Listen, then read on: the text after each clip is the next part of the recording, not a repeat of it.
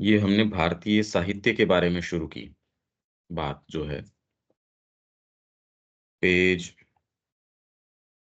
450।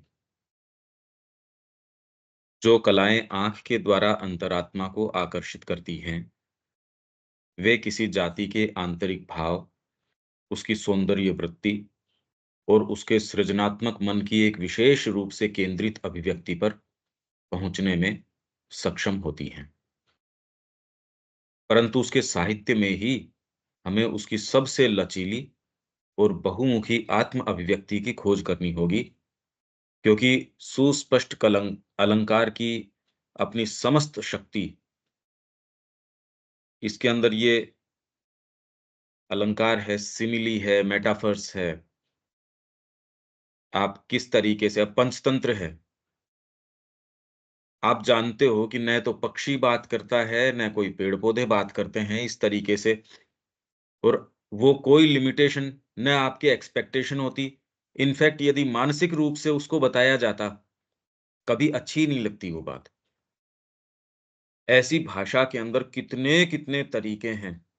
भाषा में ही है ये, अन्योक्ति है, ये है, वो है, कि जो इसके अंदर सुरुचि रखता है वो कह रहा है इसका मतलब ये नहीं है, इसका मतलब ये है। सुस्पष्ट अलंकार की अपनी समस्त शक्ति या गुप्त संकेतों के अपने समस्त सूत्रों के साथ प्रयुक्त किया गया शब्द ही अभिव्यक्ति के अंदर आंतरिक आत्मा के विभिन्न सूक्ष्म भेदों, स्वभावों और प्रचुर गूढ़ार्थों को अत्यंत सूक्ष्म और विविध रूप में हमारे सामने प्रकट करता है। साहित्य में ही जो चीज़ अगर जीवन में भी नहीं आ पा रही, आपके विचार का लोच, आपके डीपेस्ट जो आपकी अनुभव हैं और हैं, सारे के सारे दर्ज भाषा में ही किए गए।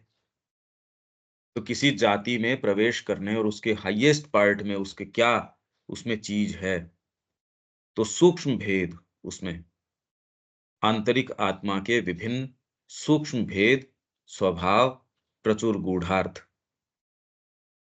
इस चीज़ का मायना क्या है?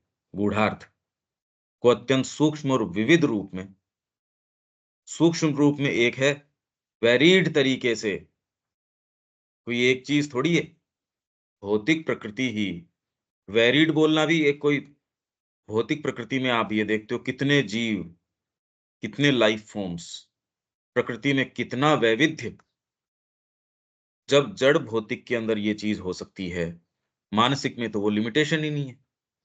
हमको सेंस नहीं है बस। एक पुस्तक महाभारत है, रामचरितमानस है, इनमें क्या वैविध्य है। देखो आप, वेद के अंदर भी ये तो हमारा प्रवेश नहीं है, बाकी साधना की हर स्थितियों को कैसे कौन से देवता से आप शुरू करते हैं, पूरी यात्रा बता रहे हैं। जिसको सेंस हो वो सारी जितने भी तरीके हो सकते हैं पुकार आने के या आपके कौन-सी फैकल्टी है, कौन से देवता हैं, किस तरीके से वो तो पूरा जीवन समझा रहे हैं भई। सावित्री, माँ कह रही है पूरे यूनिवर्स को इन्होंने तो क्रैम कर दिया एक बुक के अंदर। कोई भी ऐसी चीज़ नहीं छोड़ी श्री अरविंद ने, कोई जीवन का तरीका, विचार का तरीका, सारे लोकों का वर्णन, सारे तरीकों का वर्णन और इतना विविड वर्णन, क्योंकि वो कोई विचार करके नहीं, वो तो सीधे-सीधे प्रत्यक्ष उस चीज़ का वर्णन है एक तरीके से। तो खाली सूक्ष्म रूप में नहीं, विविध रूप में, कि किस स्तर से लेके कहाँ तक विविध रूप में हमारे सामने प्रकट करता है। किसी साहित्य की महानता सर्वप्रथम उसकी विषय वस्तु की महत्ता, उसके विचार के मूल्य तथा उसके रूपों के सौंदर्य में निहित होती है। और ये मूल्य कौन प्रदान करता है? चेतना का स्तर मूल्य प्रदान करता है। तो ये तुरंत में ये कह के या पढ़ के भी हम कितना किसमें प्रवेश कर सकते हैं। सावित्री हमारे सामने रख दी जाए, विषय वस्तु की महत्ता हमारे तो समझ में आती नहीं। महान बोलने से थोड़ी महान, कोई हमको ये कहे कि श्री अरविंद महान, तो माँ ने ये कहा कि जो लोग एस्टेब्लिश करना चाहते हैं, ये एक्सप्रेस करना चाहते हैं, दिखाना चाहते हैं कि भी श्री अरविंद की महानता, वो जिन आधारों के ऊपर उसको एक्सप्रेस करते हैं, उसमें कोई भी मोरल ग्रेटनेस का तो कोई तत्व ही नहीं आता। उससे तो ये पता लगता ही नहीं कि भई ये कोई ग्रेटनेस भी बताने की भई हमको सेंस नहीं है। ग्रेटनेस बताने के लिए भी तो हमको सेंस चाहिए कि आपके मूल्य क्या हैं। तो वैसे ही ये कह रहे हैं उसके विचार के मूल्य तथा उसके रूपों के सौंदर्य में निहित होती है। अब हमारे पास टेक्स्ट तो हो ही सकता है महाभारत का, वेदों का, उपनिषदों का, पर करो क्या उसका? ये तो कुछ सूत्र श्री अरविंद ने प्रदान किए कि भी इस तरीके से, इस पर्सपेक्टिव में, इस लाइट के अंदर आप इसको देख सकते हो। साहित्य के विषय में तो इन्होंने जो काम किया है और किसी ने तो इस तरीके का काम किया ही नहीं। भई हमारा जो फाउंडेशन है भारत का, आधार है वेद। पहली बार इन्होंने लाके एक रहस्य को, वेद रहस्य, और वो सारा करने के बाद भी ये तो हम बात करके गए हैं कितना महत् प्रयास इन्होंने, मतलब विराट, जितनी अच्छी-अच्छी संस्थाएँ मिलके वो नहीं कर रहीं। भाषा विज्ञान के ऊपर है 14th, 15th वेद के ऊपर है, 16th hymns to the mystic fire है। फिर बाद में आपके केन और ये उपनिषद, फिर बाद में ईशोपनिषद।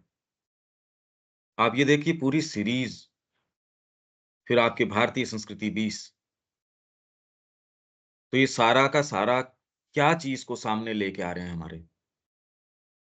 तो विषय वस्तु की महत्ता विचार के मूल्य तथा उसके रूपों के सौंदर्य में निहित होती है, पर साथ ही इसमें निहित होती है कि वाणी की कला की ऊंची से ऊंची शर्तों को पूरा करता हुआ किसी जाति, युग एवं संस्कृति की आत्मा और जीवन को।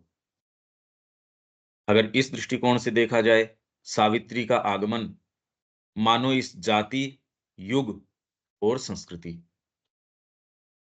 इसी को अनुप्राणित प्राण प्रदान करके, अब किसी को सेंस नहीं हो इससे क्या फ़र्क पड़ता है?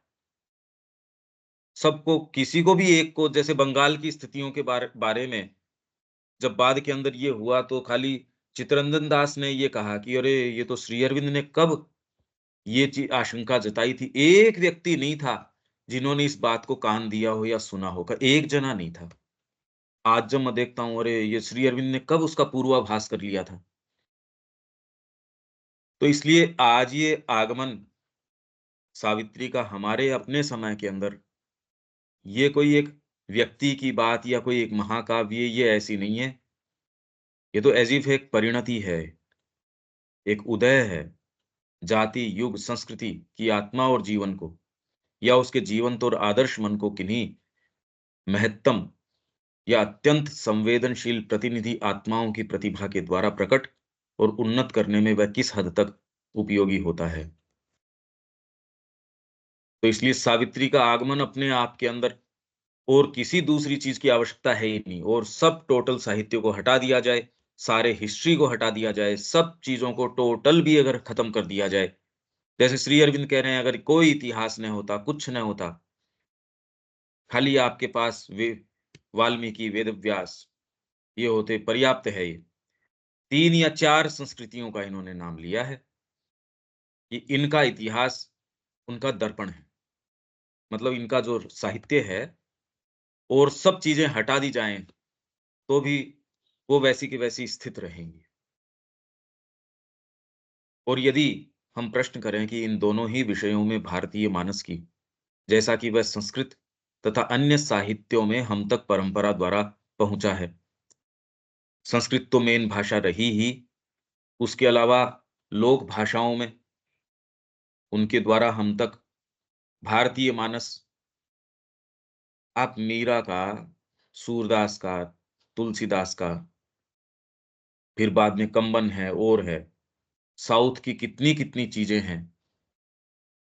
अब ये सारा का सारा साहित्य आया ही है। फर्स्ट रैंक का साहित्य है वो तो एक है, पर उसमें सेकंड और थर्ड रैंक का भी जो जो साहित्य है, वो उस मानसिकता में प्रवेश देता है। आपको अगर वास्तव में प्रवेश करना है, भारतीय मानस में यदि प्रवेश करना है, तो आप कोई पश्चिम का व्यक्ति क्या कह रहा है या कोई इंटेलेक्चुअल क्या कह रहा है, उसकी बजाय विवेकानंद जी क्या कह रहे हैं, अरे स्पष्ट हमको उसमें प्रवेश करवाती है भई वो चीज़। वहां नारियों की स्थिति के बारे में ये अखबार के कॉलम्स क्या आपको हेल्प करेंगे, गाइड करेंगे? या आपको जो उस समय रेटरिक छप रही है, उसका तो खंडन श्री अरविंद ने किया है अपने जो ये वंदे मातरम है उसके अंदर। उस समय जब वो लेख छाप रहे थे, तब जब वो खंडन कर रहे हैं, तो आप ये सोचिए कि उस समय का अखबार आज की तो स्थिति नहीं। उसमें जिस तरीके के व्यक्ति, जिस तरीके की बातें वो ही बिल्कुल पश्चिम से प्रभावित या उनके मूल्य एकदम ऊपर-नीचे। आप अगर उसको आधार मान के इस संस्कृति को देखने की कोशिश करें, एक्चुअल में तो बड़ा भारी चीज़ है ये। ये बहुत ज़बरदस्त बात है कि कैसे पता करें कि हम सेफली किसको माने आधार? इतने सारे अखबार, इतनी सारी चीज़ें, अब तो भयंकर कोलाहल है इन्फॉर्मेशन का। इसमें से चयन करना कि ये बात मूल है। ये तो इसमें सेफली तो खाली भई जब श्री अरविंद की बात है, पर उसका बात एक होना, इंटरप्रिटेशन हम क्या कर रहे हैं, उसमें तो क्या आधार है हमारे पास? ये और गंभीर बात है। बिना अगर प्योरिटी के तो ये कोई आधार होता ही नहीं।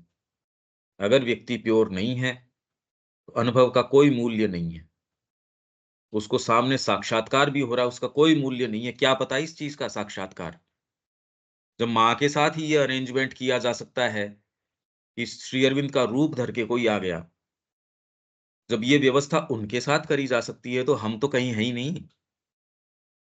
ये वहम न कर बैठे हम। तो ये भारतीय मानस, उसके अंदर हमको प्रवेश दिलवाती है ये चीज़ें। जैसा कि वह संस्कृत तथा अन्य साहित्यों में हम तक परंपरा द्वारा पहुँचा है। उपलब्धि क्या है? यदि हम ये प्रश्न करें, तो हम निश्चित रूप से कह सकते हैं कि कम से कम यहाँ एक ऐसे विचारक के लिए भी किसी प्रकार के युक्ति संगत अवमूल्यन और निषेध करने का अधिक स्थान नहीं है, जो जीवन और चरित्र पर पड़ने वाले इस संस्कृति के प्रभाव के विषय में विवाद करने पर उतारू है। आप जानबूझ के इसको अवमानित भी करना चाहते हो, भई मैं तो उतारू हूँ, बस। जैसे डिबेट के अंदर आजकल ये पॉलिटिकल जो रिप्रेजेंटेटिव्स बैठते हैं, वो कह रहे हैं भैया मेरे को तो इसका विरोध करना, देख सीधी बात ये है, इसने बहुत अच्छा काम किया होगा, भीतर से मैं जान भी रहा हूँ। पर मेरी तो पार्टी लाइन को टो करने के लिए मेरे ये ज़रूरी है कि इसने अच्छी भी चीज़ करी तो मैं इसका खंडन करूँ। कुछ चीज़ें ऐसी हैं जिसके अंदर वो कह रहे हैं, अभी ये इसका तो समर्थन करना ही पड़ेगा, नारी शिक्षा। पर इसके अंदर देखिए, इसमें भी वो कितना गोल घुमा के, क्योंकि उनका मुद्दा ये है कि मेरे को ये करना, उनका एजेंडा क्लियर है, वो तो मानसिक भी नहीं है। तो ऐसा ही यदि कोई व्यक्ति हो जो ये इसने तय ही कर रखा हो, तो भी उसके लिए तो कोई युक्तिसंगत अवमूल्यन और निषेध करने का भारतीय साहित्य के अंदर तो कोई विशेष स्थान नहीं है। इनफैक्ट कोई से भी स्थान नहीं है। अब जो है श्री अरविंद जब लिख रहे थे उस समय में और आज के अंदर, ये बहुत बड़ा अंतर है। अब तो अज्ञानी कोई है, मतलब जिसको कोई सेंस ही नहीं है इसका, वो कुछ भी बोल रहा है, वो एक अलग बात है। उसकी बात में तो कोई कीमत भी नहीं है। अदरवाइज़ थोड़ा बहुत भी लर्नेड व्यक्ति है या कोई इन्फॉर्म्ड व्यक्ति है, जिसके पास कुछ इन्फॉर्मेशन है, वो ऐसी फालतू बात, इसी ऐसी मूर्खता की बात नहीं करेगा।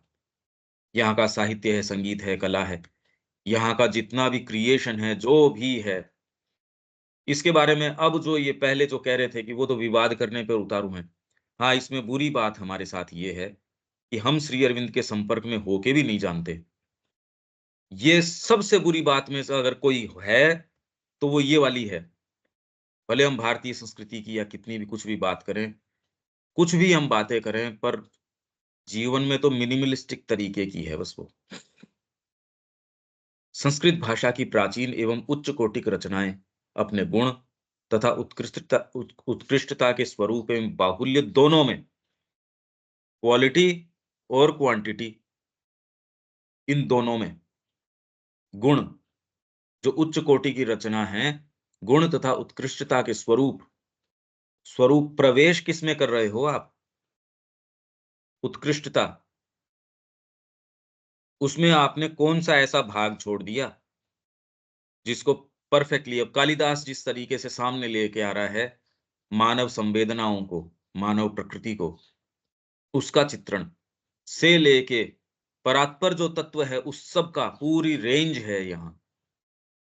और शास्त्र जितने भी हैं, वो कोई खाली परमात्मा के तत्व की ही बात नहीं करते, ये तो हम पहले पढ़ के गए हैं। वो तो आपके डेली रूटीन के चीज़ों की भी बातें करते हैं और उसका राइट कंडक्ट, राइट धर्म, राइट ये शिप बिल्डिंग ऐसे करनी है, यूटेंसिल्स ऐसे बनाने हैं, पाक शास्त्र ये, शौच है, उसके अंदर आप क्लीनलीनेस कैसे रखेंगे, बॉडी की क्लीनलीनेस, मन की क्लीनलीनेस, सारों की पवित्रता, एक से दूसरे का व्यवहार। तो इसके अंदर ये नहीं कि आप खाली परमात्म तत्व की ही बात करते हो, उसको आपके सामान्य सामान्य चीज़ के साथ भी लाके इस तरीके से जोड़ते हो। भई यहाँ तो गाइडेंस देनी थी इनको, औरों को ये गाइडेंस नहीं देनी थी, इसलिए ऐसे मैनुअल्स की ज़रूरत नहीं थी। उन्होंने कभी भी ये ट्रिपल क्वार्टेट्स की संकल्पना, ये तो खाली भारत की विशेषता है। ट्रेड गिल्ड तो और वर्ग तो हैं पूरे विश्व में, पहले भी थे, अब भी हैं। पर जो ये संकल्पना वर्ण की है, आश्रम की है, फिर पुरुषार्थ की है, और एग्ज़ीक्यूट कैसे करो इसके लिए शास्त्र संहिताबद्ध किए गए सारे के सारे भगवान व्यास के द्वारा। वो क्यों किए गए? तो आपको जीवन के सारे तरीके, एक-एक पाँव कैसे मैं रखूँ, उसके लिए आपकी पहुँच हो सकती है, शास्त्र में न हो। शास्त्र में तो कोई ऐसी चीज़ नहीं है जो उन्होंने नहीं लिख के बताई हो, और इतनी डिटेल कि सिर चकरा जाए। मतलब आप ये देखिए, भागवत जैसे एक एक पुराण के अंदर सृष्टि शास्त्र है शुरू के अंदर। सृष्टि के निर्माण की इतना लंबा-चौड़ा वर्णन, व्यक्ति पूछता है, यार ये कर क्या रहे हैं ये? भगवान कृष्ण की बातें तो बाद में है, पर ये तो पहले ब्रह्मा जी का 1 दिन पहले सृष्टि है। कितना लंबा सृष्टि की उत्पत्ति किस तरीके से, एक स्टाइल है ये, एक तरीका है कि कहाँ से ट्रेस कर रहे हैं, वो मूल से ट्रेस करके उसको लेके आ रहे हैं। हम ये समझ ही नहीं सकते। हमको लगता है यार सीधे-सीधे आप तो उसकी तो मूर्ख थोड़ी हैं जो वो उस तत्व में प्रवेश कर रहे हैं, यहाँ वो खाली यूँ ही कर रहे हैं। ये कोई बात थोड़ी है।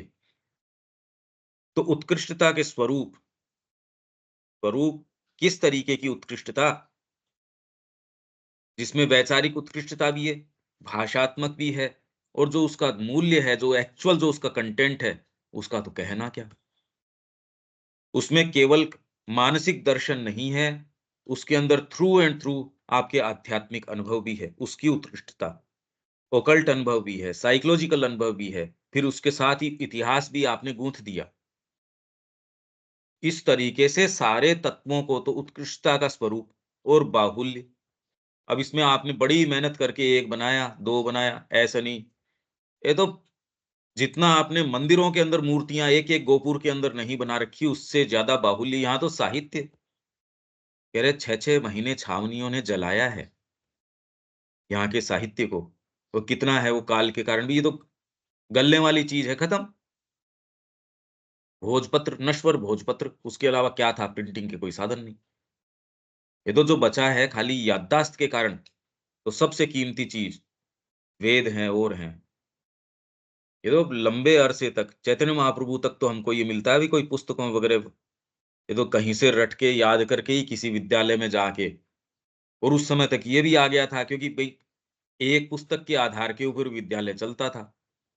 ये विशेष है, उसी के पंडित लोग 1 या 2 जो भी हैं, वो वहाँ हैं। तो इसके लिए विद्यालय चल रहा है, नहीं तो क्योंकि मुगल साम्राज्य का काल था वो। उस समय अब और तो कोई आपके आजीविका का साधन नहीं। कुछ ये आ गया, अभी हमारी चीज़ कहीं जानी नहीं चाहिए। तो लोग जाते थे, उसको पूरा कंठस्थ करते थे, उसमें अब निष्णात होते थे, फिर बाद के अंदर आते थे। ऐसा रिकॉर्ड हमको मिलता है। तो उस समय तक भी कोई प्रिंटिंग के साधन एज़ सच थे नहीं। तो ये सारा जो भी आपके अनादि काल से चला आ रहा है, आप ये सोचिए, किस तरीके से हमारे अपने समय तक ये सारी चीज़ें आई हैं। ये कल्पना तो करो। स्वरूप और बाहुल्य दोनों में, अपनी शक्तिशाली मौलिकता, ओजस्विता और सुंदरता में। मौलिकता, एक विचार मौलिक नहीं है वेस्ट के पास अगर देखा जाए तो। एक विचार, एक अनुभव, क्योंकि श्री अरविंद के अनुसार सारे जितने भी ये विचार हैं, वेदों में निहित हैं। क्योंकि अब डीएनए से प्रूव हो गया कि जब संस्कृति गई यहीं से है, तो और कोई दूसरा विचार हो भी कैसे सकता है? मतलब ये कोई विचारात्मक बात नहीं है, तो बिल्कुल भौतिक बात है। जब है ही डीएनए यहाँ का, सब टोटल, तो उसमें चाहे आप क्रिश्चियनिटी की बात करो, चाहे कुछ भी बात करो, बस ये कोई वेद का कोई एक विचार, कोई एक चीज़, उसको लेके ही उन्होंने आगे बढ़ाया है, एकांगी तरीके से। शक्तिशाली मौलिकता, आपके साथ आपके सामने ब्लैंक वॉइड हो, कुछ नहीं हो, और फिर संस्कृति ऐसे रूप, ऐसी भाषा, जीवन के ऐसे तौर-तरीके, साम्राज्य ऐसे चलाना चाहिए, चीज़ों के साथ ऐसे व्यवहार करना चाहिए। आप कैसे करो ये? अभी आप इसके विषय में चर्चा कर सकते हैं, इसके गुण-दोष विवेचन कर सकते हैं, पर पहले जब चीज़ ही नहीं हो, पहले कुछ है ही नहीं, बनने के बाद तो आप स्वयं भी किसी चीज़ के गुण-दोष विवेचन कर सकते हैं, पर पहले जब है ही नहीं, मौलिकता, इन्होंने तो सारी चीज़, अरे कोई दूसरी संस्कृति थी ही नहीं उस समय, कॉपी किसको करते? और फिर बाद में जिस उद्देश्य को ये लेके चले हैं, अभी भी उसको कम्युनिकेट करना, इनके रूपों को, ये तो कितना लंबे समय हम एक-एक को ये जो भारतीय संस्कृति वाली, देखो कितने लंबे समय से, गीता है, उसको कितना लंबा हमने समय दिया, वेद है, इसी संस्कृति में होके, और ये सारे नए तरीके से हमको इसके पर्यायों को समझना पड़ रहा है, इनके शब्दों को समझना पड़ रहा है। तो इससे पता चल रहा है ना हम यहाँ होके भी कितनी दूरी के ऊपर हैं। मौलिकता कैसे क्रिएट करी होगी? आप सोचिए तो सही इसको। और एक फील्ड में नहीं, और एक रेंज के अंदर नहीं, उस फील्ड के अंदर भी। ये अकल्पनीय है ये, बिल्कुल अकल्पनीय है। इस संस्कृति को ये क्या सुपरलेटिव्स के अंदर गिफ्ट मिली है, ये हम नहीं समझ सकते। मौलिकता, अभी हम देखो तो एक प्रार्थना मौलिक नहीं, एक कोई बात मौलिक नहीं। ओजस्विता और सुंदरता, मौलिकता एक और ओजस्विता, आप अपनी स्थिति से नीचे नहीं, ओजस्वी, किसको कहें ओजस्वी? अपने सारतत्व, कौशल और गठन में। सारतत्व जो उसका कंटेंट क्या है? एफिशिएंसी, कौशल, कंटेंट तो बहुत है, बनाना कुछ आ नहीं रहा मेरे को हाथ से। मूर्ति तो मैंने ठीक देख ली, मेरे को दुर्गा का विज़न हो गया, वहाँ तक तो है ठीक। एफिशिएंसी नहीं है हाथ में, और गठन, मेरा कॉन्स्टिट्यूशन ही ऐसा है, चाहता हूँ ये करना, हो जाता है ये। क्यों गठन की तैयारी नहीं कर रहे हम? ये तो गठन की तैयारी आप शुरू से, उद्देश्य होगा तो आप इसकी तैयारी करोगे, गठन तो है नहीं, गठन कहाँ है? और गठन, तो इसका जो कंपोज़िशन था या कॉन्स्टिट्यूशन था इसका, वाक शक्ति के वैभव, औचित्य और आकर्षण में। मतलब औचित्य मतलब उसकी उचितता, एकदम सटीक वही बात कह रही है। पहले तो आप ये देखिए कि खाली ये ही एक भाषा है, जो वैसे ही उसमें कोई कन्फ्यूज़न नहीं है। आ, इ, ई वैसे ही बोलोगे आप, उसमें कोई कोई भी दूसरा व्यक्ति भी पढ़ेगा तो उसमें कहीं कोई शक, मतलब उसमें कोई ये नहीं कन्फ्यूज़न हो।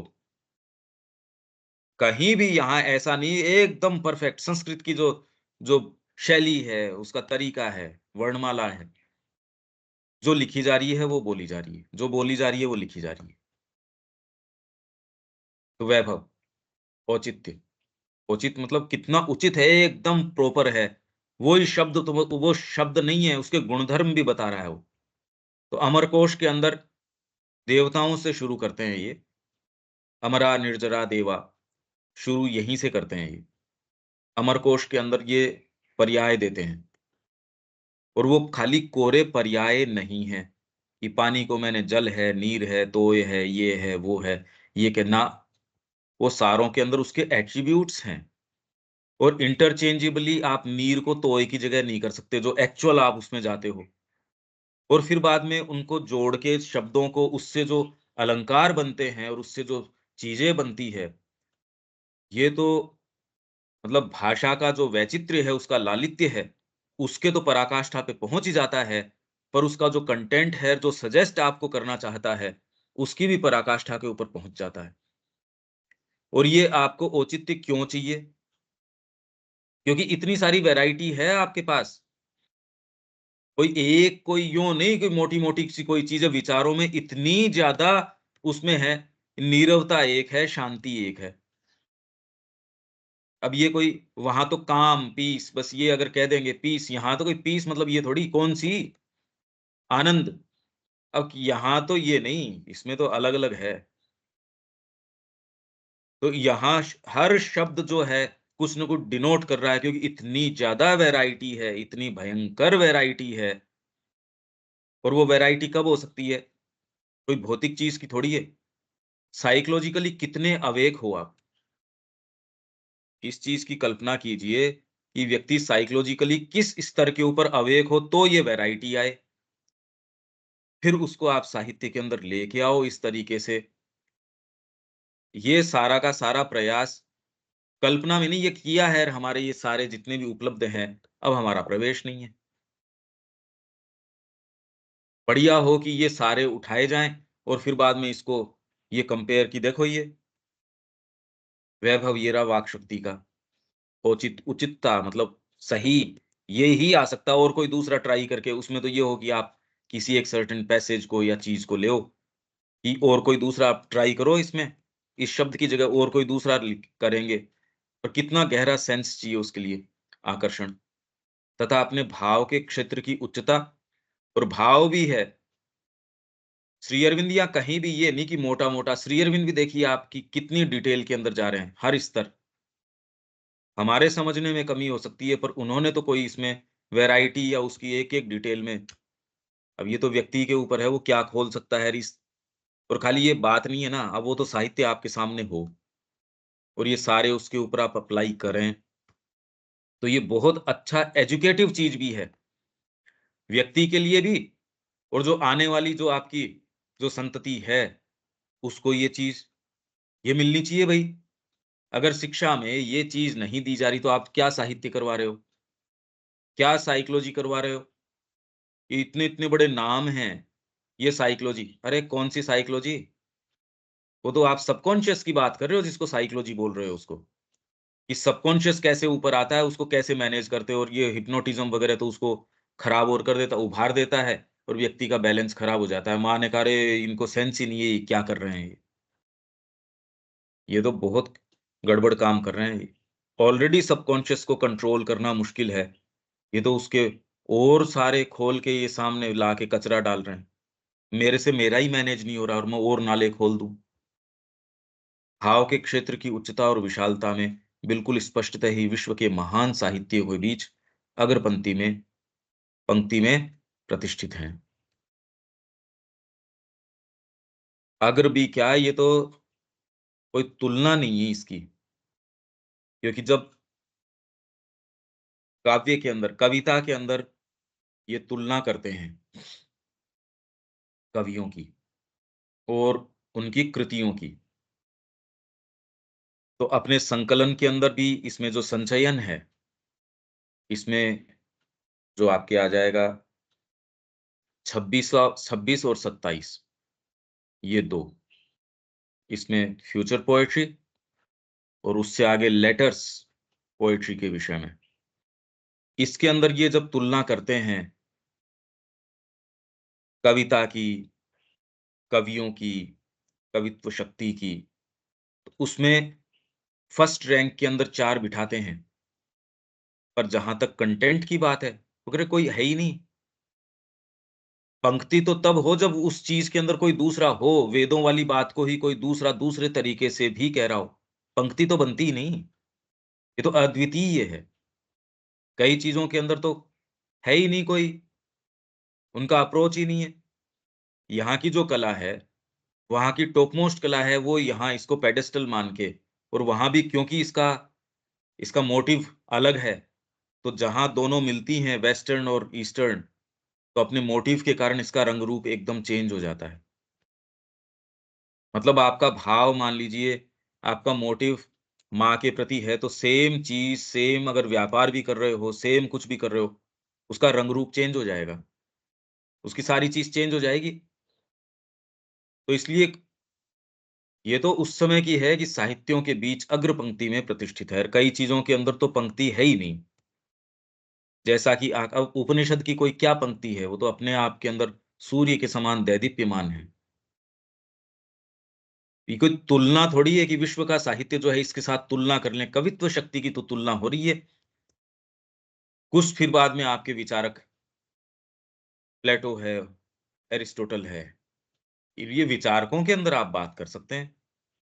अच्छे नोबल विचार, वो तो पर उनकी संस्कृति में कोई-कोई यहाँ तो बिखरा पड़ा है। यहाँ तो आप सोचिए कि साउथ में कितने-कितने, नॉर्थ में कितने, वहाँ कहीं कोई कवित्व शक्ति की बात करो तो बिल्कुल कोई अंगुलियों पे गिनती कर लो। जैसा कि आकलन करने की योग्यता रखने वाले व्यक्तियों द्वारा सर्वत्र ही यह स्वीकार किया गया है, आकलन करने की योग्यता रखने वाले, ये तो कहाँ हैं ये? कितना बड़ा पर्सपेक्टिव चाहिए, कितनी बड़ी दृष्टि चाहिए इसके लिए, आप उसमें डीपली पगे हो और प्रेजुडिसेस आपकी आँखों को गड़बड़ न करते हों।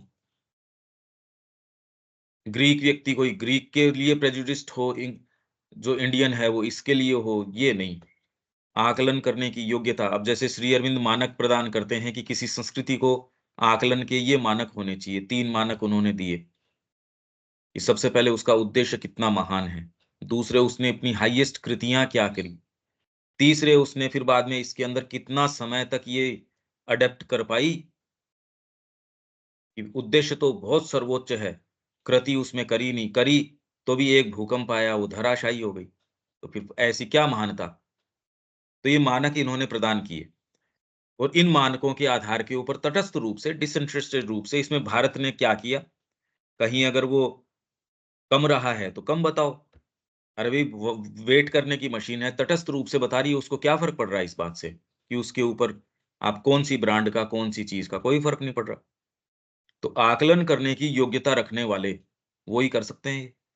व्यक्तियों द्वारा सर्वत्र ही यह स्वीकार किया गया है कि स्वयं संस्कृत भाषा भी मानव मन के द्वारा विकसित किए हुए अत्यंत महान, अत्यंत पूर्ण और अद्भुत रूप से परिपूर्ण साहित्यिक साधनों में से एक है, जो एक ही साथ भव्य, मधुर एवं नमनीय, ओजस्वी, स्पष्टतया गठित, कन्फ्यूजन नहीं है इसके अंदर, स्पष्ट, जो भाषा आपके सारी चीज़ को रिफ्लेक्ट कर रही है, ये भाषा, देव भाषा बोलते हो आप इसको। ये सामान्य मानवीय भाषा नहीं है। क्यों? क्योंकि आप उसी नाम को पुकार रहे हो जो उस वस्तु का है, जो मूल नाम है उसका। तो इससे स्पष्टता और ज़्यादा किस चीज़ की हो सकती है? आप तो स्वयं उस वस्तु को पुकार रहे हो, उस चीज़ को, उस भाव को।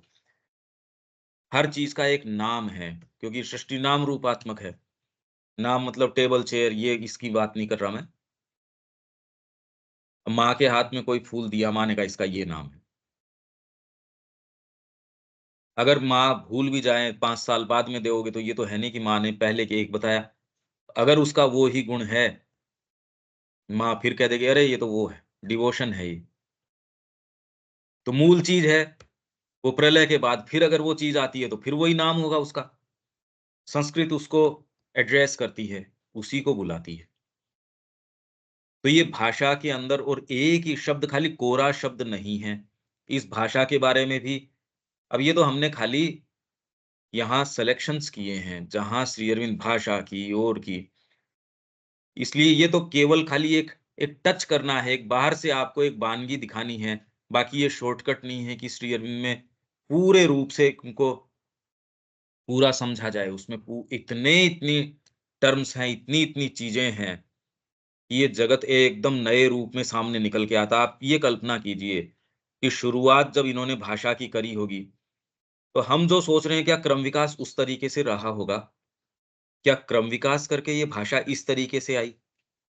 ये प्रश्न उठते हैं ना, कि भाषा का ये स्वरूप ट्रायल एंड एरर से आया, जो स्थिर हुआ। क्योंकि ये बात कुछ वेद के अंदर श्री अरविंद कह रहे हैं कि भाषा का यहाँ जो वेद में स्वरूप है, ये इस चीज़ का प्रमाण है कि ये संस्कृति और भी पीछे इतिहास की साक्ष्य देती है। वेद किसी भी कालखंड के रहे होंगे, पर जो भाषा है, अगर ये यहाँ तक आई है, जैसे भी आई है, तो वो अचानक तो नहीं आ सकती। और आप अगर ऐसी अभिव्यक्ति कर सकते हो, तो कितना लंबा जो है आपका बैकग्राउंड रहा होगा। तो इसमें आप ये नहीं कह सकती कि वेद कोई बार्बरिक या प्रिमिटिव लोगों द्वारा हैं। वो तो उस समय जो भी कहते थे, आज जब एस्टेब्लिश हो गया तो ये आपको और भी तो चीज़ें इसके माध्यम से बता रहा है। आपकी अभिव्यक्ति जो है सिंबॉलिक है, भाषा का स्वरूप ये है। और जिस भाषा के अंदर श्री अरविंद कह रहे हैं कि संस्कृत भाषा में ही ये हो सकता है कि एक ही जो शब्द है, इस तरीके से प्रयोग उसका किया जाए कि उसके हज़ारों अर्थ व्यक्ति साधना की आंतरात्मिक, मनोवैज्ञानिक किस स्थिति के अंदर है, वैसा ही उसके अंदर से आपको अर्थ निकल के इनफैक्ट वो कह रहे हैं उन्हीं सूत्रों के अंदर आपके गणित के सूत्र भी निकल के आ रहे हैं। उसके अंदर आध्यात्मिक चीज़ें मतलब सेम ही एक ही आपने मंत्र पढ़ा, उस मंत्र के अंदर हर स्तर के कुछ लोग कह रहे हैं देखो ये जो रुद्र पाठ आप करते हो, इसके अंदर गणित है। आप ये भी कह सकते हैं। तो आप कितने स्तरों के ऊपर इनके इंटरप्रिटेशन कर सकते हो और वो बिल्कुल सटीक बैठते हैं। ये भी तो जोरदार बात है, तभी तो वो कर रहा है। तो ये कैसे अरेंज किया गया या मैनेज किया गया, ये क्या सोच के ऐसा किया जा सकता है? ये होने के बाद हम इसके रहस्यों में, इसके अचंभों में प्रवेश नहीं कर पा रहे, टू स्टार्ट विथ कैसे किया होगा? आप इन सारे विषयों के ऊपर थोड़ा-सा अगर ये देखें, तो जो मुद्दे हैं हमारे जीवन के प्रवेश करने के या ये अब ये देखो क्या हैं और हम कहाँ हैं? स्पष्टतया गठित, समृद्ध, स्पंदनशील, वाइब्रेंट है, ये डेड नहीं है। आप चेतना की किसी भी स्थिति के अंदर होंगे, माँ की वाणी, श्री अरविंद की वाणी, उनकी प्रार्थना या मंत्र, जो हम वेद में जो शुरू में कर रहे थे, देखो आप कितना उसका प्रभाव है। स्पंदनशील है ये और खाली स्पंदन आंतरिक नहीं, ये कह रहे हैं वेद के जो मंत्र हैं, ये अपने वैदिक एज में भी पीछे नोट में दिया गया है। सबसे पीछे एक वैदिक एज के अंदर एक नोट तैयार किया गया है। वो अलग-अलग स्थानों से अपन ने उसमें जो हमारे पुराणों से और से गीता प्रेस के माध्यम से, श्री अरविंद से जगह-जगह, जगह-जगह से एक कॉम्प्रिहेंसिव नोट तैयार किया गया है, वो उसमें है। तो ये एक मान्यता है या ये एक मानते हैं कि वेद के मंत्र जो हैं, जैसे ही आप उसको उच्चार करते हो, तो इस सृष्टि की जिस प्रक्रिया से ये हुई, उसको रेप्लिकेट करती है, उसको दोहराती है। अब ये हम नहीं समझते इसका, पर ये बात है। अब तो ख़ैर जो यूटिलिटेरियन स्पिरिट है या दृष्टिकोण है, वो तो ये कहता है कि जहाँ देखो आप हवन कर रहे हैं, जहाँ आप ये अग्निहोत्र कर रहे हैं, पूरा एक बीच के अंदर मकान, उसके ऊपर इसका प्रभाव नहीं पड़ा। आपके जो रेडिएशन था या आपके जो भोपाल जो जो कांड हुआ या ये कि वो गैस कांड जो हुआ, एक परिवार जो अग्निहोत्र करता था और पूरे सब निपट गए ओवरनाइट, वहाँ एक जगह या फिर ये कोरोना के समय वो एक, यहाँ नहीं। भौतिक स्पंदन की बात हो रही है भई। पर क्योंकि हमारी तो उपयोगितावादी दृष्टि दृष्टि है इसलिए हम कह देंगे हाँ, इसका देखो ये प्रभाव। अरे अगर ये इस स्तर तक प्रभाव ला सकता है, आप ये सोचिए कि और दूसरे स्तरों के ऊपर क्या प्रभाव चल रहा है, ये सोचो ना आप। ये तो पोटेंट बात है ही है। पर आपकी साइकोलॉजी को रिपेयर कर सकता है, रिक्रिएट कर सकता है। और सृष्टि और कुछ है नहीं, सृष्टि और क्या है? भई ये गधा किस सृष्टि के संपर्क में आएगा, इसके तो आएगा नहीं। हम भी बहुत लिमिटेड एक सृष्टि, हमारा देखने की रेंज बहुत लिमिटेड है। हमारी इंद्रियों की अपनी एक रेंज है, सारी चीज़ की एक बहुत ही छोटी रेंज है। हमारे लिए ये कहें ये रियलिटी है क्योंकि मैं इस रेंज के भीतर हूँ, बस यही रियलिटी है। बुद्धि भी कह देगी यार ये क्या बात हुई? इस कैमरे की ये क्षमता है तो बस वही रियलिटी है। तुम्हारे लिए हो सकती है पर अरे बुद्धि भी तो दी है तुमको। उससे तुम जानते हो यार ठीक है और इस रेंज को बढ़ाना चाहिए। इसके भी तो आपके पास कितने-कितने लोग हैं, जो आप देख सकते हैं कि सारी रेंजों को सबको तोड़ के तो स्पंदनशील एवं सूक्ष्म है, भाषा मात्र ही उसमें जो क्रिएशन है उसकी तो बात छोड़ दीजिए, वाइब्रेंट है एवं सूक्ष्म है और इसका गुण एवं स्वरूप अपने आप में उस जाति के चरित्र एवं वैशिष्ट्य, उसकी विशिष्टता का पर्याप्त प्रमाण होगा, जिसके मानस को इसने व्यक्त किया है। बिल्कुल ठीक बात है। आप अगर कोई अच्छा साहित्य या अच्छा पैसेज, अच्छी चीज़, अच्छा लेख, अच्छा संगीत, अच्छी अभिव्यक्ति एक बार यदि आपने करी है, आप अपने डेस्क में जाके, तो निश्चित रूप से आपके अंदर वो भाग है। वो ही आपका सच्चा स्वरूप है यदि एक बार आपने वो अभिव्यक्ति डीपेस्ट आपने करी है, वो आप हो। ये नहीं कि रोज़ आप कर रहे हो, कोई कोई आवश्यकता नहीं है। ये पर्याप्त प्रमाण है यदि आपकी एक अभिव्यक्ति, एक भाव, एक चीज़, वो आपको इस चीज़ का विटनेस तो है ही कि हाँ, ये संभावना है। तो जिसके मानस को इसने व्यक्त किया है एवं जिस संस्कृति को प्रतिबिंबित करने का ये माध्यम रही है। ये तो भाषा की बात चल रही है। कवि और विचारक द्वारा इसका महान और उदात्त प्रयोग, इसकी क्षमताओं की भव्यता के अनुपात में हीन कोटि का नहीं है। देखो, कहना का लहज़ा कितना कितना सुंदर है ये। क्या कहा श्री अरविंद ने कि ये भाषा में तो चलो ये चीज़ें हैं, पर जो का हाथ इसको काम में ले रहे हैं, अरे लकड़ी तो मैंने तुमको बहुत बढ़िया चंदन की दे दी, बनाया क्या तूने इसका? मैंने तेरे को माध्यम तो सुपर कंप्यूटर दे दिया, पर तू बना क्या रहा है इसका? बुद्धि तो मैंने तेरे को, व्यक्ति तो टॉप मोस्ट दिया, पर तूने लाभ क्या उठाया उसका? क्या कर रहा था तू? कर तो कुछ नहीं रहे थे, बैठ के खाली इधर-उधर की चुगलियाँ कर रहे थे। तो यार, तो तेरे को तो मैंने बेस्ट प्लानिंग वाला व्यक्ति दिया था, तू उसका उपयोग कर सकता था। तो कवि और विचारक द्वारा इसका महान और उदात्त प्रयोग, इस भाषा का, इसकी क्षमताओं की भव्यता, संस्कृत की जो जो लेटेंट उसकी कैपेसिटी है भाषा की, जो हमने बात करी, और ये भी करने से अभी क्या हुआ, ये तो हम इसमें जाएँ, इसमें प्रवेश करें और एक शब्द क्या खोल सकता है? खोला ही है श्री अरविंद ने, अग्निमीळे पुरोहितम। इसको इतनी बार, multiple number of times Shri Aurobindo ने लंबा-लंबा इसका जो है 20-30 बार इसका व्याख्यान किया है और एक से एक, ये नहीं वही चीज़ रिपीट कर रहे हैं। अगर वो इस चीज़ को सामने लेके आ रहे हैं और वो इतना करने के बाद, इतना विशाल प्रयास करने के बाद भी श्री अरविंद क्या कह रहे हैं? What more? और दिस मच, इतना तो है, व्हाट मोर? इन इस वेद में क्या छिपा है, क्या बात है? ये तो श्री अरविंद कह रहे हैं। आप ये सोचिए, हमारे पास वो निधि है, वो उपलब्ध है। अरे संभावना तो है। पहले तो श्री अरविंद की व्याख्या नहीं थी, अब तो श्री अरविंद की व्याख्या है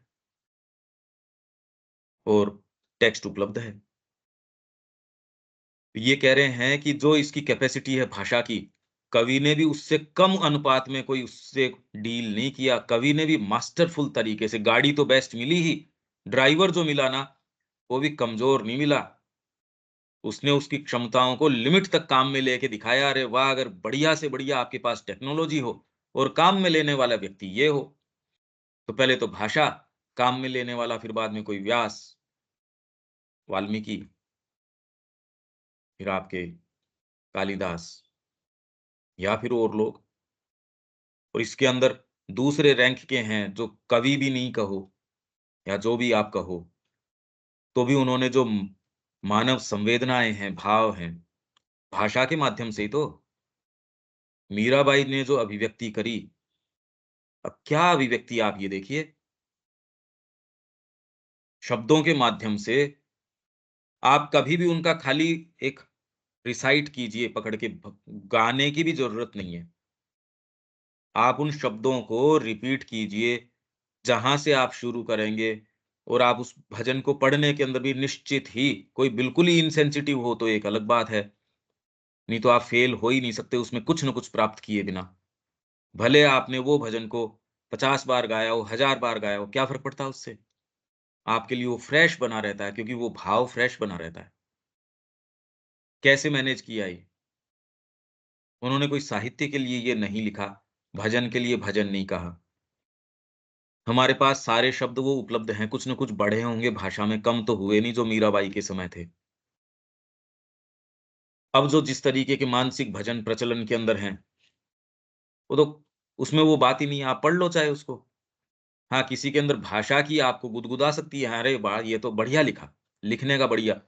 पर वो ही मानवीय विचार, वही मानवीय अपेक्षाएँ, मानव वही जो आपके एक्सपेक्टेशंस जीवन के अंदर एस्पिरेशंस, एस्पिरेशन हायर नहीं, वही जीवन की सारी चीज़ें। न ही भारतीय मन ने केवल संस्कृत भाषा में ही ऊँची, आ गई वही बात, सुंदर और पूर्ण रचनाएँ की हैं। यद्यपि अपनी सबसे प्रधान रचनात्मक और बृहत्तम कृतियों का बहुत बड़ा भाग उसने इसी भाषा में निरूपित किया। उसकी रचनाओं के संपूर्ण आकलन के लिए पाली भाषा में रचित बौद्ध साहित्य को, और जोरदार बात है कि कृष्ण प्रेम ने एक मूर्ति को देखा और उन्होंने कहा मैंने इसके लिए ओरिजिनल पाली सीखी। वो सारा पढ़ा पर वो जो प्रभाव, वो जो टच उससे आ गया, और सारा साहित्य प्रयास किसका कर रहा है? वो ही चीज़ दर्ज करने की कि आपके पास वो कम्युनिकेट हो जाए। वो भी साहित्य के लिए साहित्य नहीं कर रहा, कला के लिए कला नहीं कर रहा। उस चीज़ विशेष के लिए वो चीज़ कोई-सी भी नहीं कर रहा, जीवन के लिए भी जीवन नहीं जी रहा। और वो अगर आप इस तरीके का करते हो, कि जो वास्तव में उस वो वस्तु है, उसके लिए वो काम कर लेते हो, मतलब आपके अंदर भीतर जो परमात्म तत्व है, जो आपकी रियलिटी है, उसके इर्द-गिर्द भाव, चिंतन, कर्म कोई-सा भी केंद्रित करते हो, माँ कहती है, वो अमर हो जाता है, वो इंडिस्ट्रक्टिबल हो जाता है।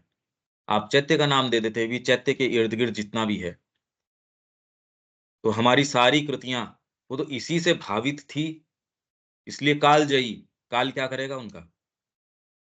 पाली भाषा में रचित बौद्ध साहित्य को तथा लगभग 1 दर्जन संस्कृत जनित और द्राविड़ भाषाओं में काव्य साहित्यों को भी, जो अपनी रचनाओं की दृष्टि से कहीं तो प्रचुर हैं और कहीं बहुत परिमित, कहीं तो बहुत थोड़ी मिलती हैं। कई ऐसी संस्कृतियाँ हैं वो लुप्त हो गई, भारत में ही, क्योंकि भारत एक ऐसा प्रचुरता का है, जैसे शरीर के अंदर कितने सेल्स हैं, उससे ज़्यादा भारत के अंदर चिंतन की पद्धतियाँ हैं, आपके अलग-अलग तरीके हैं, संस्कृतियाँ हैं, ट्रेडिशंस हैं। ये इतना ज़्यादा टीमिंग विथ ये है, भई यही तो बात है कि यहाँ के साहित्य को देखो, यहाँ की कला को देखो, हर चीज़ इतनी भरी हुई है कि पश्चिम का कोई व्यक्ति आता है, वो परेशान हो जाता है, यार ये कहीं साँस लेने की जगह नहीं दे रहे। ये एक आक्षेप है। श्री अरविंद ने इसको बताया है कि ये पश्चिम का व्यक्ति ये आक्षेप करता है कि कहीं कोई रिलीफ नहीं है भई। कोई एक छोटा-सा स्थान भी मिलता है, उसके अंदर भी दरार को भी भर देते हैं। मंदिर के गोपुर के ऊपर देखो, दरार तक को भर रखा है यार, कहीं तो तुम थोड़ा आराम दो। श्री अरविंद कह रहे हैं इनमें रचना इतनी भयंकर भरी हुई है, ये और इतना करने के बाद भी इसको कोई आराम की और उसकी आवश्यकता नहीं है। तो ये बात उसकी थोड़ी, ये तो जीवन की भी है। तो जब यहाँ एक-एक, थोड़े-थोड़े दूरी के ऊपर ट्रेडिशन है, ये है और व्यक्ति एक-एक अपने आप में ऐसा, इसलिए इन्होंने आक्रमण स्वीकार कर लिया बजाय कोई एक छत्र राज की मैं हम एक एक यहाँ होमोजेनियस तरीके की चीज़, कोई एक मोनोटोनस सी चीज़ पूरे देश के अंदर ले आएँ, ये कभी स्वीकार्य था ही नहीं। हम इस चीज़ को नहीं समझ सकते, तो इससे क्या फ़र्क पड़ता है किसी के भी? हम तो कुछ भी नहीं समझ सकते। पर ये राष्ट्र इतना वैभवशाली, इतना वैशिष्ट्य और इतना वैचित्र्य और वैविध्य, कमाल! इसमें तो अकल्पनीय, इसलिए इसकी देह जो है वो वो वाइब्रेंट है, एक-एक स्थान वाइब्रेंट है, यहाँ की मिट्टी वाइब्रेंट है, अगर कोई जुड़ पाए तो। जो अपनी रचनाओं की दृष्टि से कहीं तो प्रचुर हैं और कहीं बहुत परिमित। थोड़ी मिलती है, विचार में लाना आवश्यक होगा, पर किसी संस्कृति में एक ही उसने कृति करी, एक। अरे हनुमान चालीसा तो एक ही है, पर उसका आप प्रभाव देखो। कहते एक ही है, अरे तो 1 और 2 से गिनती से थोड़ी फ़र्क पड़ता है। और अपने आप में तो है भी क्या यूँ?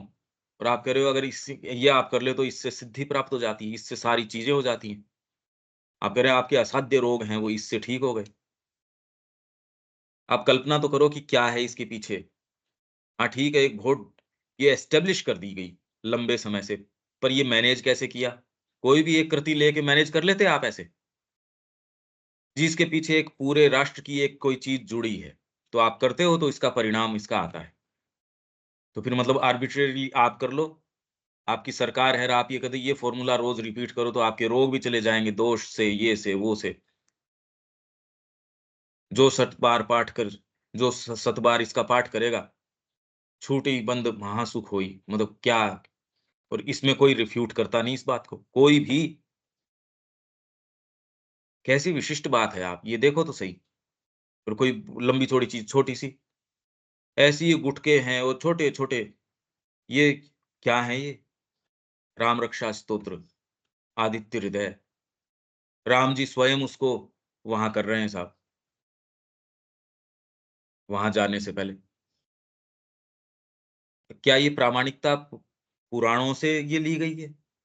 इसको इस तरीके से कि ये पीछे लगा देते हैं तो ये इसका मतलब क्या है? और फिर बाद में उसके साथ प्रतिश्रुति, हर चीज़ के साथ कि ये करोगे, जितनी ये व्रत की कथाएँ हैं और लास्ट में कि ये किया तो अनुष्ठा इससे ये फल मिला, ये भी साथ में। इसको रखो कैसे इस सारी चीज़ को? ये कामनामय लोग थे, ये खाली यूटिलिटेरियन स्पिरिट से जा रहे थे, नहीं। पर हाँ, उस पार्ट को भी सामान्य व्यक्ति कैसे जाएगा उसकी ओर? तो आप क्या समझते हो, क्या नहीं समझते हो, इससे उनको फ़र्क नहीं पड़ता। ये तो कभी ये करोगे और ये होगा और पक हो ही रहा था। आज भी हो रहा है ये तो। आप जाओ, गंगा जी में स्नान करके आओ, ये होगा, निश्चित होगा। ये कैसे मैनेज किया जा रहा है ये? कि लोगों को कह के उनको बरगलाया जा रहा है। कैसे कर सकते हो आप कि करोड़ों लोग, पाँव रखने जगह नहीं। 15-15 किलोमीटर तक वो कह रहे हैं गाड़ी नहीं जा सकती। यही बात अयोध्या की थी। कैसे मैनेज कर रहे हो आप ये? ये विचार में लाना आवश्यक है और साहित्य जो है उसकी बेडरॉक है। साहित्य उसको लाके सामने रख रहा है। ये कह रहे हैं किसी भी संस्कृति की सबसे विलक्षण, लोचदार, उसकी सबसे सूक्ष्म, उत्कृष्ट अगर अभिव्यक्ति आपको देखनी है, वो उसके साहित्य में मिल सकती है। दूसरों के पास तो ऐसी कोई कंटेंट ज़्यादा है नहीं। यहाँ कंटेंट है, जिन पराकाष्ठाओं में गए वो भी हमको साहित्य के माध्यम से ही मिलते हैं। एक्चुअल वो व्यक्ति कहाँ गया होगा, इसका तो श्री अरविंद ने तो सारा लिख दिया, तो भी सावित्री का क्या कर लें हम? भई इसका ये देखो आप, वेद में तो जो किया सो किया। ये तो ये जो अंग्रेजी भाषा, इसमें सारे लगभग वेल वर्स्ड हैं, ऐसी बात भी नहीं। और अब हमारे पास सबके पास अनुवाद करने के टूल्स हैं। ये सारी सुविधाओं के बावजूद खूब उसके ऊपर व्याख्यान भी हैं, उसके ऊपर प्रयास भी हैं, इसको सामने लाया जाए। कर लो क्या पर अब इसका? क्या प्रवेश कर लो आप? बस जितनी क्षमता है उतना भर थोड़ा बहुत निकाल लाओ इसके अंदर से। यह संपूर्ण भारतीय साहित्य लगभग एक महाद्वीपीय प्रभाव रखता है, कॉन्टिनेंटल इफेक्ट रखता है ये। कोई एक छोटा-सा कोई प्रांत, कोई ये नहीं, महाद्वीप। भारतीय साहित्य ऐसा है। आप श्री अरविंद के शब्दों को देखिए, इनके जो सुपरलेटिव्स जो इस संस्कृति के बारे में ये काम में लेते हैं, और ये कोई ओवर एस्टिमेशन नहीं है ये। और अपनी यथार्थ में स्थायी रचनाओं के परिणाम में प्राचीन, मध्ययुगीन और आधुनिक यूरोप की कृतियों से आज तक भी उतना कम नहीं है, तथा अपनी परमोत्कृष्ट रचनाओं में उसकी बराबरी भी करता है। जो ये इसलिए कह रहे हैं क्योंकि एक एक दूसरे पर्सपेक्टिव में कह रहे हैं। ये कोई उसकी तुलना के रूप में उस तरीके से नहीं कह रहे। जो जाति और सभ्यता अपनी महान कृतियों और अपने महान साहित्यिक नामों में वेद और उपनिषदों को, महाभारत और रामायण की शक्तिशाली रचनाओं को, कालिदास, भवभूति, भर्तृहरि एवं जयदेव को गिनती है। आप इनके नीति शतक है, वैराग्य शतक है, ये शतक है। और शतक की परंपरा, कैसी-कैसी परंपरा, और कहीं आप सोच नहीं सकते कि भी 108 की या इनकी ये क्या गिनतियाँ, इसका क्या प्रभाव है। और साथ ही उच्च कोटि भारतीय नाटक, काव्य और रोमांस की अन्य समृद्ध रचनाओं को, धम्मपद और जातकों को, पंचतंत्र को, काल तुलसीदास को, विद्यापति, चंडीदास, राम प्रसाद, रामदास, तुकाराम, तिरुवल्लुवर, कंबन, नानक, कबीर, मीराबाई, दक्षिण के शैव संत, आलवार के गीत को भी गिनती है।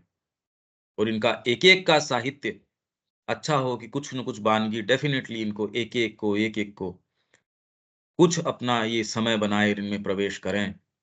और श्री अरविंद ने सारों के विषय में कुछ न कुछ कहा है उस माध्यम से। यहाँ हमने केवल सुप्रसिद्ध लेखकों, मीरा तो आई नहीं इसमें, ये तुलसीदास ये कह रहे हैं, पर इसमें फिर आपके और कितने रह गए ना? हाँ, मीरा आ गई है, मीराबाई और ये रही। सुप्रसिद्ध लेखकों और अत्यंत विशिष्ट रचनाओं के ही नाम लिए हैं, यद्यपि विभिन्न भाषाओं में प्रथम और द्वितीय दोनों कोटियों की अन्य श्रेष्ठ कृतियों की भी अति विपुल प्रथम, ये तो हमने खाली नाम लिए हैं, प्रथम श्रेणी की भी अन्य श्रेष्ठ कृतियां हैं, जिसकी अति विपुल राशि विद्यमान है। थोड़े बहुत नहीं, अति विपुल राशि। कितनी की एक ग्रंथ खाली नामों से भर दो, वो भी जो विद्यमान हैं उनकी। जो हमको रेफरेंसेस मिलते हैं पुस्तकों के और के माध्यम से, उसको अगर जोड़ा जाए, जैसे नोट हमने पढ़ा था वेद का, इतने तो इसमें शाखाएँ, उपशाखाएँ, वेद पाठ करने के तरीके, कैसे मतलब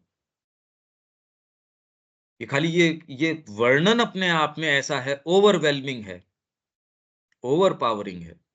उस जाति और सभ्यता को निश्चय ही सबसे महान सभ्यताओं में और संसार की अत्यंत विकसित एवं सर्जनशील जातियों में गिनना होगा।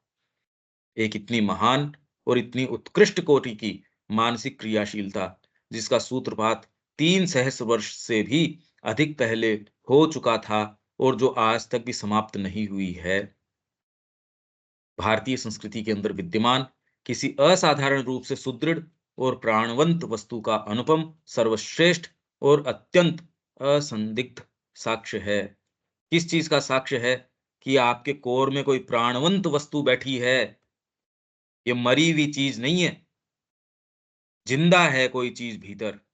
और वो जिंदा भी इंडोमिटेबल स्पिरिट है, अदम्य है वो, तो वे सामान्य चीज नहीं है। अब हम देखो कहाँ आ गए। जब इस वर्णन को हम देखते हैं, अब इसकी लाइट में राष्ट्रीय शिक्षा क्या होनी चाहिए, जीवन क्या होना चाहिए, जीवन के मुद्दे क्या होने चाहिए, इसी एकमात्र दृष्टि से करेंगे तो वापस भव्यता। कोई ये खाली स्लोगन्स हम करें और इससे विश्व गुरु बन जाए कि जी आज योग को भी लोग मानने लगे हैं, उस वो कोई उसका योग से कोई संबंध नहीं है। और मानने लगे हों, पर श्री अरविंद के संपर्क में आने के बावजूद यदि हमारा जीवन इसमें ऐसा ही रहे, तो इससे ज़्यादा दरिद्रता, इससे ज़्यादा तो समय खोने वाली बात इस और तो कुछ नहीं हो सकती। ये एक अपना जो भारतीय साहित्य का पहला था, इसमें अब साहित्य के विषय में अपनी जो भारतीय संस्कृति वाली पुस्तक है, उसमें भी कुछ कई और चीज़ें हैं, उसकी हम चर्चा कल से लेंगे, तो वो पुस्तक भी आपके पास हैंडी रखना आप। यहाँ हमको छोड़ते हैं क्योंकि नया एक अब तो टॉपिक आ जाएगा कल। इसमें कोई बात है, मैंने तो खाली शब्दों को खोला है एक तरीके से। अब एक्चुअल करने की हाँ, देविका जी। पंकज भाई, जो हमारे मन में विचार है, जो हमारी एक्टिविटीज है, तो ये हमें कैसे, अगर हम एनालाइज करें, सेल्फ एनालिस्ट करें, तो हमें कैसे पता चलेगा कि ये हायर माइंड या ये माइंड से है या ये साइकिक टच है? हाँ, ये बिल्कुल, कि आपको एक अनुभव हुआ। अब इसका क्या प्रामाणिकता है कि ये यार सच्चा है भी या नहीं है? ये एक्चुअल प्रश्न है। इसके लिए तैयारी, प्योरिटी और सिंसियरिटी। मतलब प्योरिटी ही एकमात्र इसका आधार है, अगर व्यक्ति प्योर नहीं है, तो इसका कोई आधार नहीं है। अगर व्यक्ति सिंसियर नहीं है, वाणियाँ तो आपको पता नहीं क्या-क्या सुन सकती हैं। आपको तो कुछ भी हो सकता है, मैनेज किया जा सकता है। कल मैं यही तो कह रहा था, साइकोलॉजी तो मैनेज करनी है। उसमें आपके कहीं लोग वर्णन पढ़ लेते हैं कुंडलिनी जागरण का और उसके अंदर फिर बाद में उनको पता ऐसा महसूस होता है मेरे यहाँ ये हो रहा है और थोड़ा-सा ज़्यादा उस पे कन और ईगो हो और महत्वाकांक्षा हो, अपने खुद के ये हों महत्वाकांक्षाएँ, एम्बिशंस हों, जो कि किसमें नहीं होते। एक व्यक्ति मेरे पास आया, वो अब वो क्या कह रहे हैं, लंबे समय की बात हो गई। वो उस चीज़ को चेरिश कर रहा है, बात उसके अनुभव सच्चा है या नहीं है उसकी बात नहीं हो रही। वो उसी बात को चेरिश कर रहा है, मैं ये बताना आपको चाह रहा हूँ कि हम कितने ज़्यादा एम्बिशन से या इन चीज़ों के प्रति कितनी भयंकर रूप से भूख है हमारे, प्यास है। वो क्या कहते हैं कि मैं एक बार बैठा था ध्यान करने के लिए। उसके अंदर मेरे सिर के ऊपर ऐसे मेरे को महसूस हुआ कोई कीड़ा है। मैंने 2-4 बार उसको हटाया हाथ से। अब बार-बार वो सेंसेशन था। फिर मैंने बताया तो एक जने ने कहा, "नहीं, नहीं, नहीं, नहीं, नहीं, ये रोक इसको ऐसे मत करो, ऐसे मत करो।"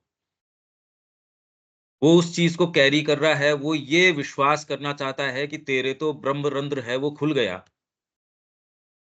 अब उस व्यक्ति का नाम लें, अब वो तो आप कहें, "हाँ, इसका तो भई खुल ही गया।" उसके लक्षण आप देखो, कह रहे, "मनुष्य तो बन त पहले, ब्रह्मरंध्र की बात कर रहा है।" वो अभी तक उसी चीज़ को कैरी कर रहा है। क ऐसे ही एक कोई ये व्यक्ति बिहार का, ऐसे ही एक राजस्थान का एक प्रोफ़ेसर था। उसको 10 साल पहले वो यहाँ आया था, मेरी से उसकी बात नहीं हुई। पर वो जिससे बात कर रहा था उसको दूर से मैंने सुना, वही 10 साल बाद में वही उदाहरण है। मैंने कहा तू ग्रो ही नहीं किया, मैंने मन में ये देखा। व्यक्ति उसी चीज़ को कि न सिंसियरिटी है, न नहीं तो साधना में आप सुबह जो एग्ज़ाम्पल दोगे, शाम को नहीं दोगे। आप वो व्यक्ति ही नहीं हो भई।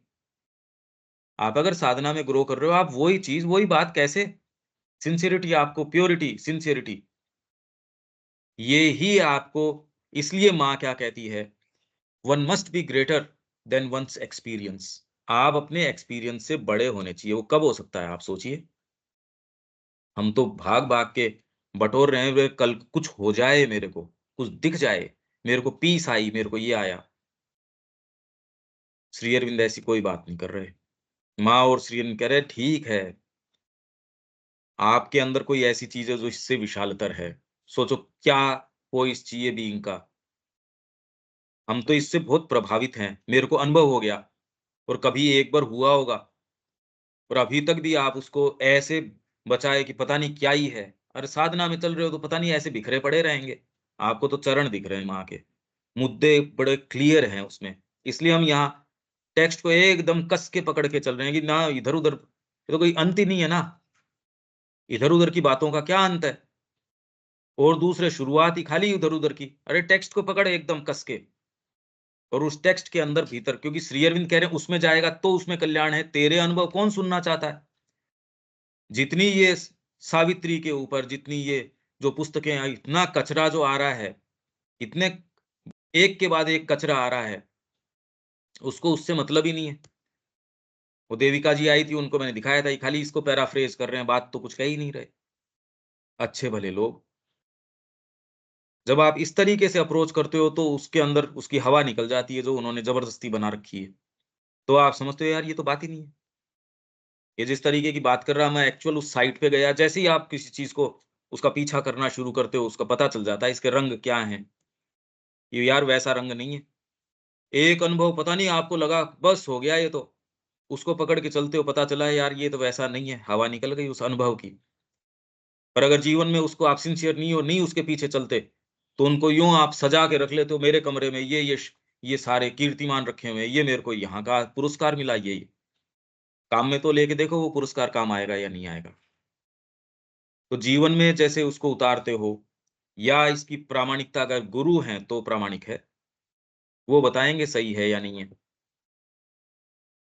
तो प्योरिटी, सिंसियरिटी ये इसका मानक है।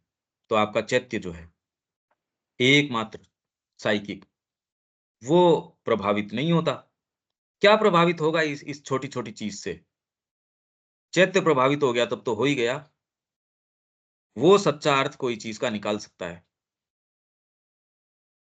ये इसीलिए जीवन में यदि आप ये नहीं करते और एक बैरियर यदि है, इस जीवन में पदार्पण करने से कोई चीज़ रोक रही है, तो आपके ज्ञान को भी रोक रही है, निश्चित।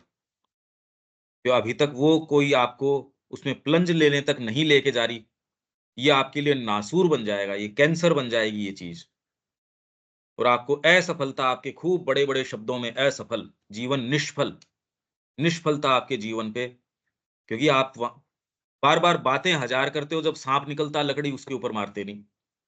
अब मारूंगा, अब मारूंगा, अब ये करूंगा, अब मैंने गीता पढ़ ली, उसकी व्याख्या पढ़ ली, श्री अरविंद का ये पढ़ लिया, सत्र कर लिया, वो कर लिया। अरे जब निकले उस पे मार ले यार, इतनी बातें क्यों कर रहा है? इतनी बातें, व्याख्यान मेरे को नहीं चाहिए, तेरे को यहाँ बिठाया तो तू ध्यान रख ले उसका। जब इधर से वो चूहा निकले, तू मेरे को बता देना इधर से निकला, बस तेरे को तो वो पकड़ना है।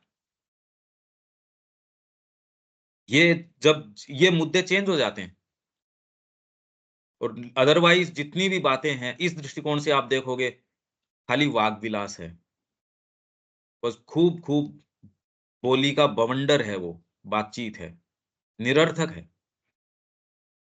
तो तुरंत आप जैसे ही इस जीवन में प्रवेश करते हो, बुद्धि के स्तर पे तो आप इस चीज को देख ही सकते हो, पर एक्चुअल ये क्या बात है, जब तक जीवन में नहीं लेोगे कुछ नहीं समझ में आएगी। ठीक है, ये कुछ कुछ समझ में आता है देविका जी? हाँ जी। बिना प्योरिटी नहीं हो सकता। उल्टे लटक जाओ, आप अष्टांग योग कर लो, प्योरिटी बिना नहीं हो सकता। इसीलिए वो पहले यम नियम आसन प्राणायाम, पर उसमें ईगो टारगेट नहीं होता था, ईगो फिर भी एड्रेस नहीं होता था। तो आप अपने बलबूते के ऊपर कर लोगे, फिर भी धराशायी तो बाद में हो ही सकते हो। इनफैक्ट करना ही क्यों चाहेगा व्यक्ति? दीपक जी।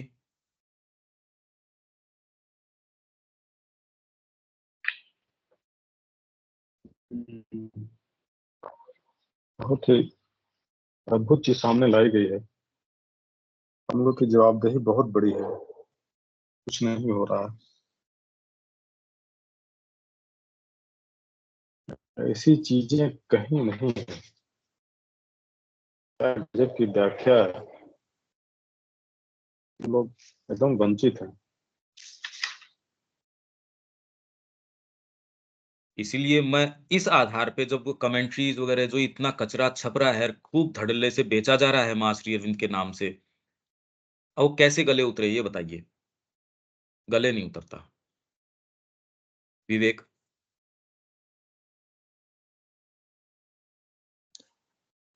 यह एक आया था भैया, शुरुआत का ही 7वां 8वां लाइन है कि वाणी की कला की ऊंची से ऊंची शर्तों को पूरा करता हुआ। हम्म। ये वाणी की कला है, उसकी ऊंची से ऊंची शर्त। और श्री अरविंद भी जब लिख रहे हैं तो वो कौन सी चीज को लेकर आ रहे हैं? वाणी कला की की। शर्तें हैं कि उसके अंदर हर चीज की, जैसे संगीत है उसकी अपनी टेक्निक है, भाषा की तो सीधी आपको को ग्रामर पढ़ाई जाती है, फिर बाद में इसको कहने के ये इडियम्स हैं, ये सिमिलीज हैं, ये मेटाफर्स है, ये सिंबल्स है, ये छंद है, हिंदी में भी छंद है, अलंकार है, ये है वो है। वाणी की तो शर्तें हैं ये। फिर किसी भाव को कहना तो ये बेस्ट तरीका है कहने का, ये सारी शर्तें हैं। काव्य को कहना तो इस काव्य के मीटर ये हैं। अंग्रेजी भाषा के अपने मीटर हैं, हिंदी भाषा, सब सब भाषाओं की व्याकरण मीटर, ये वो, जो जिन्होंने पहले साहित्य की रचना करी, कि इस शब्द को काम में लोगे, ये नहीं किसी भी चीज को, किसी भी शब्द को आप काम में ले लोगे। यही अनुवाद करने के समय मेरे सामने बहुत बड़ी समस्या आती है। श्री अरविंद ने जब गीता प्रबंध लिखी, तो अब संस्कृत, मूल मूल तो संस्कृत है गीता। अब कुछ जो शब्द उनको महात्मा, अब वो तो ग्रेट सोल लिख रहे हैं, मान लो महान आत्मा। अरे पर मेरे पास तो ओरिजिनल शब्द होना चाहिए, जब मैं अब हिंदी में अनुवाद कर रहा हूं उसका। तो श्री अरविंद की गीता प्रबंध को यदि मैं हिंदी में कर रहा हूं, तो मैं अब ग्रेट सोल, महान और आत्मा, अंतरात्मा इधर उधर घूमता फिरूं, उसकी बजाय मेरे पास तो ओरिजिनल जो शब्द है वो आना चाहिए। ये एक बड़ी भारी बात आ जाती है कि आपको ये सेंस हो कि कहाँ कौन सी बात क्या आएगी। तो भाषा की जो शर्तें हैं, वही तो हमको भाषा की तो शर्तें सिखाते हैं साहित्य के अंदर।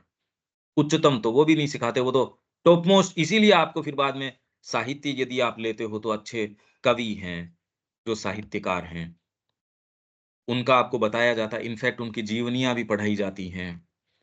उनका जो साहित्य, फिर उसका विवेचन किया जाता है।